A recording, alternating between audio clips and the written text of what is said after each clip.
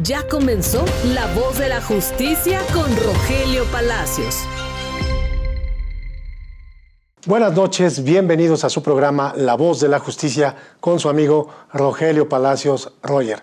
Síganos en cualquiera de nuestras 25 estaciones por todo el país y en nuestras redes sociales como Acústica Noticias. Esta noche tengo la suerte y la fortuna de tener una plática, una entrevista con la candidata a dirigir el Tribunal Superior de Justicia de la Ciudad de México, la magistrada de la Quinta Sala Penal del Tribunal Superior de Justicia. Buenas noches, magistrada. ¿Cómo estás, Celia? Muy bien, buenas noches, Roger, a tus órdenes.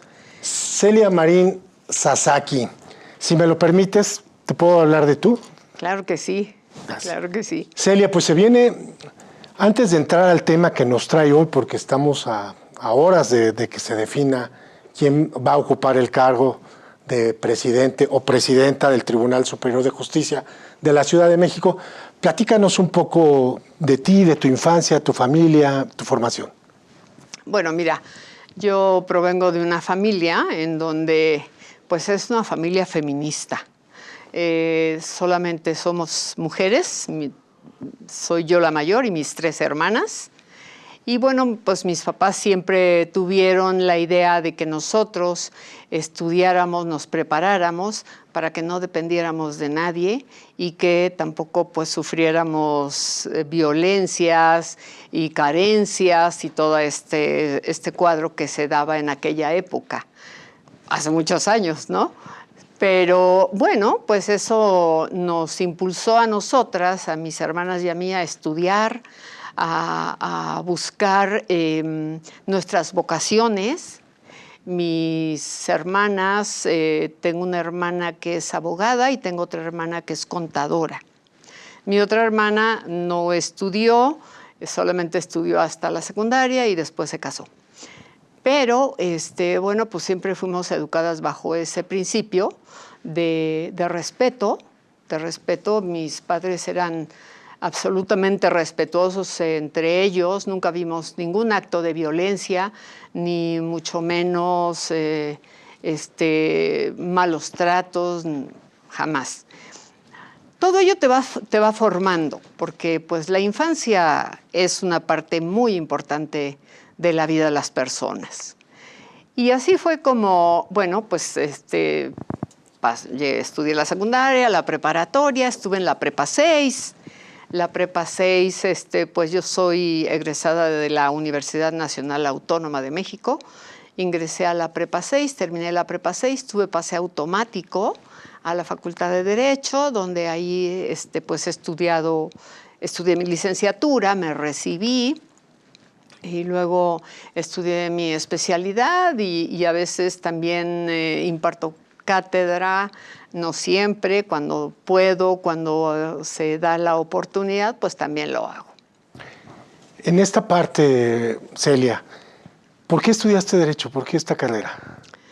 Bueno, mira, yo desde que era una niña me daba cuenta o percibía que había muchas injusticias y que teníamos que defendernos, teníamos que aprender a defendernos, pero pues yo sí confiaba muchísimo en las leyes, porque había tantas leyes y porque había tanta injusticia. Eso es lo que yo no me explicaba en aquellos momentos. Por eso, cuando estaba en segundo de prepa, decidí ya irme a estudiar Derecho y a ir al área de disciplinas sociales, y ahí fue que decidí estudiar la carrera de Derecho. Ya después que tuve el pase automático a la universidad, bueno, pues me encantó la carrera, pero yo siempre tuve una inclinación como en el segundo semestre de la Facultad de Derecho, tuve una inclinación especial a los temas del derecho penal, a los temas sustantivos y también a los temas procesales, ¿no? Tuve excelentes maestros, ¿sí? Tuve excelentes maestros siempre, desde la preparatoria tuve excelentes maestras y maestros, y cuando llegué a la Facultad de Derecho tuve excelentes maestros que todavía pues están activos, siguen dando clase, son nuestros grandes maestros de vocación. Y bueno, pues en esa dinámica del estudio, de la facultad, pues ahora tengo muchos compañeros académicos, maestros, doctores, autores, que bueno, pues a lo largo de la vida profesional pues te vas encontrando y reencontrando. Celia, platícanos un poquito de tu formación académica, porque has hablado de tus profesores, pero háblanos un poquito de ti. Yo sé que eres especialista en Derecho Penal, Sí. Eres magistrada de la Quinta Sala, el día de hoy del Poder Judicial de la Ciudad de México. Platícanos un poco más de ti, más allá de la carrera de la Facultad de Derecho de la UNAM y de la prepa que nos estabas comentando. Bueno, pues en el Centro de Estudios Superiores en Jalisco hice una maestría en algo ¿cómo se llama esto? De empresas, porque sucede que cuando a mí me nombran magistrada, no voy a una sala penal, voy a una sala civil. Entonces, pues tuve que actualizarme, estudiar mucho la materia civil, que no es mi materia, ni lo había sido, pero bueno, pues tenía que responder yo ante ese cargo y por eso hice esa maestría, que como que sale de mis temas, ¿no? Sí, sí. Y bueno, ahí en esa sala solamente duré 1 año, 6 meses, y después ya hubo el lugar en una sala penal y pues me reasignaron y bueno, pues ya tengo 14 años en la sala penal. ¿Cuánto tiempo llevas en el Poder Judicial de la Ciudad de México? Pues llevo ya muchos años, tengo más de 35 años porque pues primero fui juez penal, 18 años. Actualmente tengo 14 años de ser magistrada, pero yo ocupé otros cargos en el Poder Judicial, como proyectista de sentencias, como proyectista fue más. Y bueno, cuando salgo de la Facultad de Derecho, siempre tuve también otro interés, que era el tema de los menores infractores. Bueno, que ahora se llaman los niños o las niñas en conflicto con la ley. En aquella etapa de la vida, pues eran los menores infractores y la autoridad que conocía de ellos era el Consejo Tutelar. Tuve la oportunidad de vivir en Sinaloa unos años y ahí dirigí el Centro de Observación y Readaptación para menores y también fui presidenta del Consejo Tutelar. Regreso a la Ciudad de México y bueno, pues entré a trabajar en el Consejo Tutelar para Menores, que dependía de la Secretaría de Gobernación y que estaba ubicado, y todavía por ahí están algunas instalaciones, ahí en la calle de Obrero Mundial, casi con Vertis. Y ahí me desempeñé 4 o 5 años atendiendo el tema de la justicia para menores. Sé que eres autora y coautora de algunos libros. Platícanos un poquito de esto. Bueno, sí, tengo un libro que me editó el Tribunal Superior de Justicia, que se refiere a sentencias con perspectiva de género. Y tengo otro libro en donde yo soy coautora y se llama Argumentación Jurídica con perspectiva de género al momento de dictar las sentencias. Ese libro es de Porrúa. Sí, entiendo también que tienes un reconocimiento por una serie de sentencias, una página incluso de algunas de las más relevantes que has dictado en materia penal. Platícanos también. Sí, bueno, mira, yo tengo una trayectoria en el Poder Judicial limpia, clara. Desde hace más de 5 años yo tengo mis redes sociales abiertas y tengo mi página de internet en donde subo mis sentencias con perspectiva de género, con sentencias que yo considero que son relevantes y que son importantes, desde luego que las versiones públicas, para que cualquier persona las pueda consultar, las pueda analizar y también me invitan en estos diplomados que tiene que ver con todo el tema de la perspectiva de género para ver la última parte de cómo opera la perspectiva de género cuando dictamos una sentencia en el Poder Judicial. Celia, para aquellos que no son abogados, a nuestro público, platícales un poco en palabras coloquiales a los que no son abogados como tú y como yo, ¿qué es la perspectiva de género? La perspectiva de género es una metodología que nos sirve para quitar todas aquellas diferencias, esas desigualdades que hay entre las personas.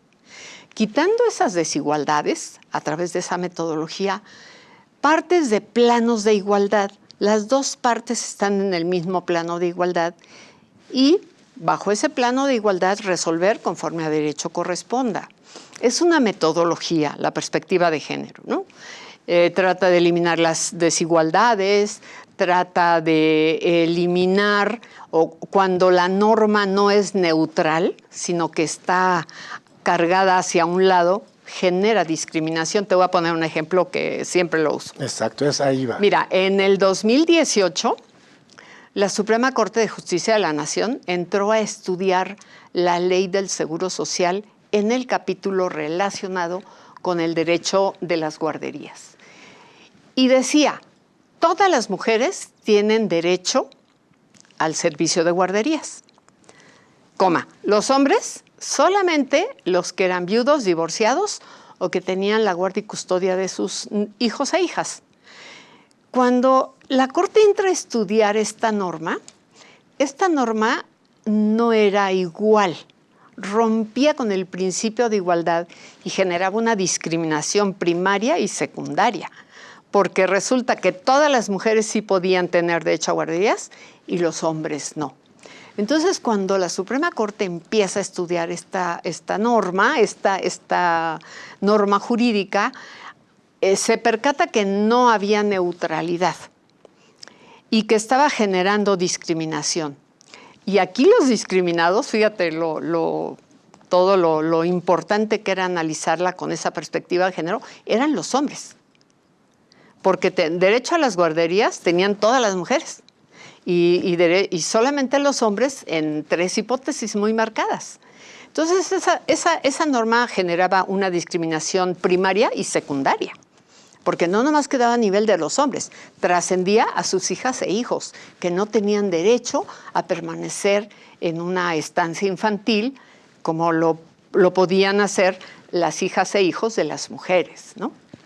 Entonces la Corte entra a estudiar con esa perspectiva y se percata de que esa norma no es neutral y bueno, pues viene una modificación y bueno, pues a partir de ahí, tanto las mujeres como los hombres tienen derecho al servicio de guarderías. Pero ¿qué era lo que pasaba en el fondo de esto? Pues estaba un estereotipo ahí muy escondido que tenía que ver con que las mujeres pues somos las cuidadoras de siempre, ¿no? Las mujeres eran las que siempre cuidaban y cuidamos a los hijos, en este caso, porque eran guarderías infantiles, y los hombres solamente en esa hipótesis. Entonces, al desentrañar bien toda esta norma, pues nos encontramos con el estereotipo, que es muy grave y que genera discriminación. Se me quedó en el tintero la pregunta de los infantes en el derecho penal. ¿Cómo se juzga hoy desde su perspectiva, desde siendo magistrada de la Quinta Sala Penal? Bueno, mira, siempre los niños en conflicto con la ley, las niñas y los niños en conflicto con la ley, han sido una preocupación constante. Pero el abordaje del problema ha sido muy diferente. Cuando me refiero a que yo trabajé en el sistema de justicia para los menores, la autoridad que conocía de las infracciones a la ley y también conocíamos de los niños que cometían infracciones a la ley penal o bien también a los niños que se encontraban en situación de peligro para sí mismos, para su familia o para la sociedad. O sea que era un abanico muy abierto.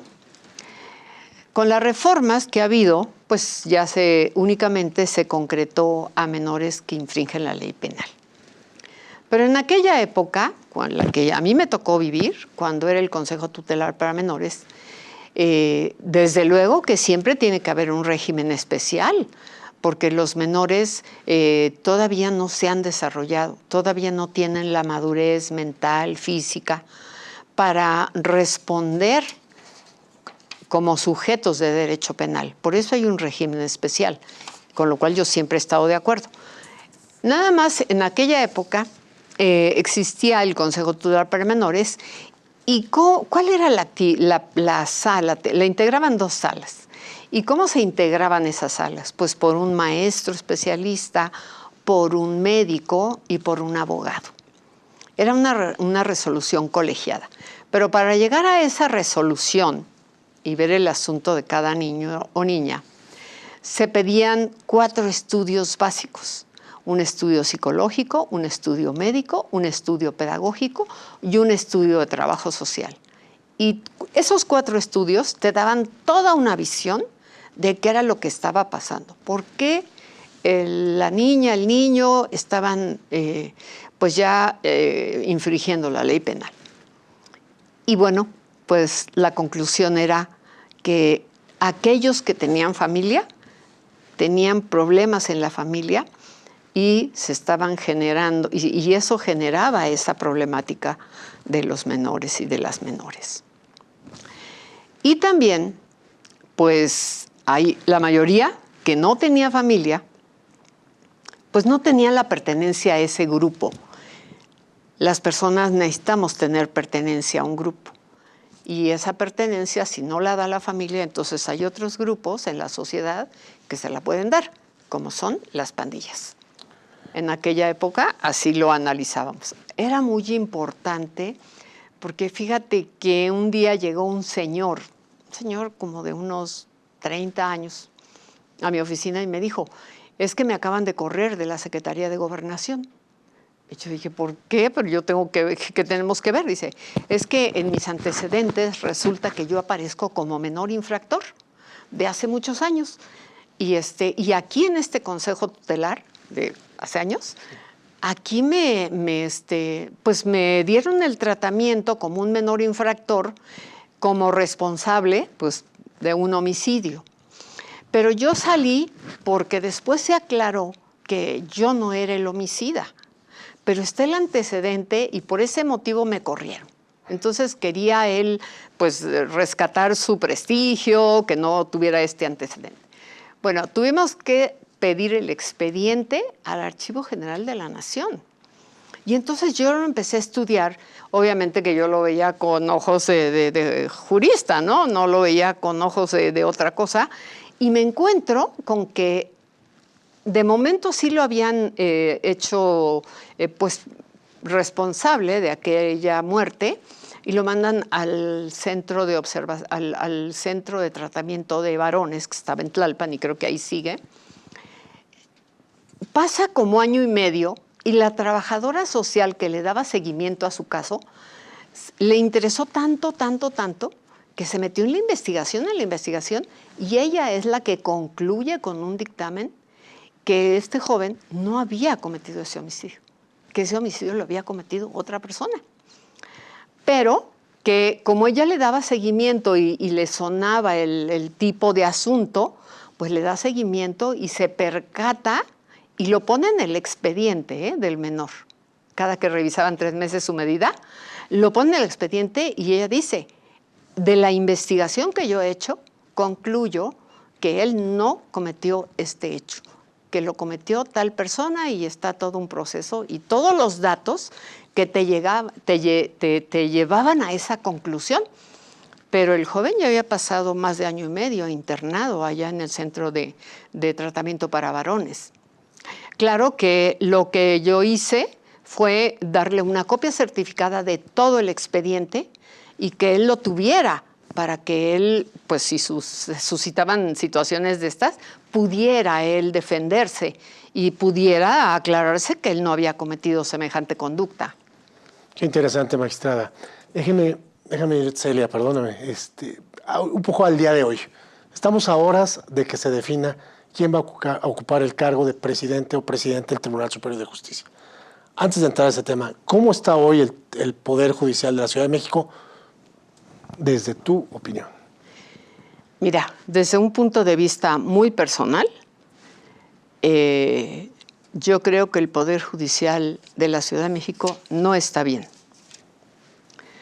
No está bien y te voy a explicar el motivo por el cual que yo digo que no está bien. Y es que el tema de las reelecciones es un tema muy controvertido. Y es un tema que pues la Presidenta de la República no está de acuerdo con las reelecciones. Ya hay reformas a la Constitución, ya hay reformas a este tema. Porque la reelección genera corrupción y parte de la corrupción pues es el nepotismo. Ya está la reforma constitucional que va a entrar en vigor hasta el 2030. Pero ya sabemos nosotros y vivimos ese efecto negativo. Y creo que debemos tomar medidas. Y las reelecciones, no obstante que están previstas en la ley, en la reforma a la Ley Orgánica del Poder Judicial, la permite. Y la permite cuando en ese transitorio dice que la persona que ocupa actualmente la presidencia del tribunal puede participar. Pues es una reelección. Y yo creo que, bueno, estamos ante una reforma judicial de profundo calado y esta presidencia como que nos queda a la mitad de la reforma. El periodo de esta presidencia concluye el 31 de diciembre de 2025 y el 1 de enero de 2026 inicia el nuevo periodo y ese periodo concluiría el 31 de agosto de 2027, porque las reglas cambian, con la reforma judicial cambian. Ahora al presidente del tribunal no lo va a elegir el pleno de magistrados, va a derivar de la votación de la elección popular de 2027. 25 y 27, quien haya tenido más votos en la elección popular es quien va a presidir el tribunal. Tú eres candidata a la presidencia del Tribunal Superior de Justicia. Sí. Dinos un poco, ¿cuál es tu visión? Yo la tengo aquí, pero me gustaría más que Bueno, mira, yo quiero decirte que es tiempo de mujeres. Es un tema que no podemos hacerlo a un lado y no es mínimo. Es tiempo de mujeres porque, mira, nosotros ya tenemos una presidenta de la República. Hemos tenido 2 jefas de gobierno electas. Tenemos paridad en el Congreso de la Ciudad de México. Tenemos 2 fiscales mujeres. Tenemos paridad en las cámaras de diputadas, diputados, senadoras, senadores. Hay paridad. Tenemos muchas mujeres gobernadoras. Tenemos muchas mujeres que integran los gabinetes de las gobernadoras, de la misma presidenta de la República. Pero el tribunal es el último bastión patriarcal. Y ahí ese patriarcado no permite que las mujeres lleguemos. Hace 40 años, la primera presidenta que hubo en el Tribunal Superior de Justicia fue la magistrada Clementina Gil Guillén. Pero hace 40 años. A la fecha, no hemos podido llegar ninguna mujer. Son hombres y hombres y hombres y actualmente van a competir más hombres. Entonces, por un poder judicial con justicia y paridad. Con justicia y paridad, por eso. Porque nosotras, en principio, la paridad de género y también la perspectiva de género, tenemos que analizarla. Sí, muy bien cuando dictamos nuestras sentencias, pero también tenemos que observarla cuando designamos a nuestras autoridades. Claro. Ahora, esta elección, para la gente que no conoce, no es abogada, platícanos un poco cómo es que se elige al presidente del Tribunal Superior de Justicia de la Ciudad de México. Bueno, mañana será la elección, mañana 14 de noviembre a las 12 del día será la elección, se convoca, ya está convocado un pleno público en donde acudimos los 79 magistrados y magistradas a mano alzada, así lo dice la ley, pues diremos ahí a mano alzada quién quiere ser candidato. Podemos ir los 79, así como está la ley, podríamos ir los 79, pero bueno, pues yo voy a hablar por mí. Yo he aspirado a la presidencia del tribunal. Esta no es la primera vez, es como la segunda o la tercera. Y siempre gana el patriarcado. Ahora tenemos el cambio de nuestro pleno. Nuestro pleno está integrado por magistradas y magistrados que van llegando y magistradas y magistrados que nosotros ya veníamos de años en el Poder Judicial. Sin embargo, esta renovación es responsabilidad igual para todas y todos. Mañana es la votación, somos 79 los que vamos a votar. Para ganar la elección es una votación calificada de las 2/3 partes de los 79, que bueno, unos dicen que 52, otros dicen que 53, yo digo que son 53, para que tú puedas ganar. Mañana mismo inicia la sesión a mano alzada, decimos quiénes queremos participar como candidatos. Tenemos 5 minutos para explicar nuestro plan de trabajo. Nadie tiene derecho a hacerte ninguna pregunta. Y una vez que terminen las comparecencias, pasamos a la votación. Es un voto secreto, pero mañana mismo se abre. Una vez que se lleva a cabo toda la votación, pues se va leyendo y se va abriendo la votación, y se van dando los nombres y se van contando los votos. Celia, si tuvieras la oportunidad de dirigirte a tus homólogos, a tus compañeros magistrados, ¿qué les dirías? ¿Por qué elegir a una mujer después de 40 años, que nos lo has comentado aquí, como la nueva presidenta del Tribunal Superior de Justicia de la Ciudad de México? Bueno, pues yo les hago un llamado a mis compañeras y compañeros magistradas y magistrados para que me permitan dejar ese piso pegajoso y romper ese techo de cristal que no permite que las mujeres lleguemos. Su voto es fundamental para un cambio de verdad, un cambio profundo en nuestro amado Tribunal Superior de Justicia. Hace rato escuchaba que tienes algunos planes para mejorar. El tribunal es perfectible. ¿Cuáles son tus propuestas para este nuevo Tribunal Superior de Justicia, si es que eres favorecida con la votación? Bueno, sí es perfectible, por supuesto que es perfectible. Recordemos que ahora con la reforma judicial, todos los órganos jurisdiccionales nos vamos a dedicar a lo jurisdiccional, a la razón de ser de ese tribunal, ¿no? No vamos a administrar, porque quien administra es el órgano de administración judicial. Tampoco vamos a aplicar la disciplina judicial, porque hay un tribunal de disciplina judicial que tiene muy bien marcadas sus facultades, y entonces este tribunal, el Tribunal Superior de Justicia, que se integra por el Pleno, su presidente, todos los órganos jurisdiccionales en todas las materias, es decir, nuestros juzgados en materia familiar, penal, laboral, civil, de adolescentes, tendrá que dedicarse estrictamente a lo jurisdiccional, que es la razón de ser esto, es decir, a impartir justicia. A ella iba. Para los que no son abogados, ¿qué es jurisdicción? O sea, ¿qué es la jurisdicción? Un tribunal se dedique decir el derecho a las partes que acuden al tribunal a dirimir una controversia, someterse a los tribunales y decirles el derecho. ¿Quién tiene la razón de acuerdo a todo este material probatorio? Labor a la que te has dedicado más de 30 años de tu carrera, ¿correcto? Sí.